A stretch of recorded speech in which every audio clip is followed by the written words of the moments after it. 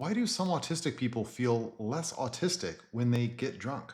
This question came up a lot in the comments of my last video, and so I wanted to address it because I think the answer could help a lot of people. Even if you don't drink, if you're neurodivergent, I think you'll want to listen to this. By the way, my last video used getting drunk as a metaphor to explain autistic burnout.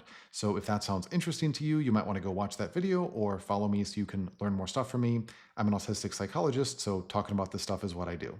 Anyway, a lot of the comments were from people saying that they were neurodivergent and alcohol helped them cope with some of their neurodivergent struggles. They felt more able to engage socially. They were less anxious. They were less aware of their sensory sensitivities, and they wanted to know why that was. So I want to explain why that happens, but I want to be clear that I'm not endorsing using alcohol in order to medicate your autistic challenges.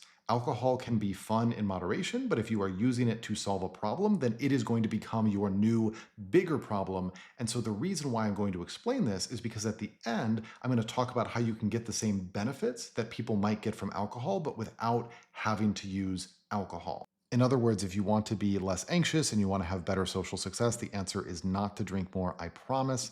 Just give me a chance to explain. Okay, so there's two ways that alcohol creates the effects that we're talking about. The first way is that alcohol reduces your inhibitions. And what that means is that if there's something that you want to do, alcohol makes it easier for you to just do it without wondering if it's a good idea or worrying about it. And this can create a lot of negative effects, but it can also create the positive effect that if you're in a conversation and there's something that you want to say, you're maybe not going to worry about it too much. You might just say it.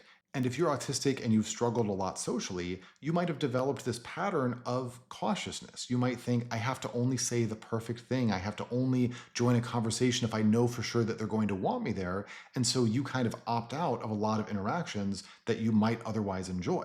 But then when alcohol's in the mix, you do those interactions and you end up enjoying them. Second, alcohol can reduce your connection to what you are feeling. So whatever physical sensations you have in your body, you're less able to detect them when you're under the influence of alcohol. And so if you have a sensory sensitivity, the volume on that is kind of turned down with alcohol, which both makes you feel better and also allows you to engage socially more because you're not so worried about the sensory experience. So that's why alcohol can cause some people to feel less autistic. It's not making them less autistic, it's just removing some of their anxiety, their inhibition, and their sensory difficulties. And here's the payoff, you don't need alcohol to get those benefits. A good therapist can help you learn how to strike up a conversation with somebody if that's what you want to do, even if you feel anxious.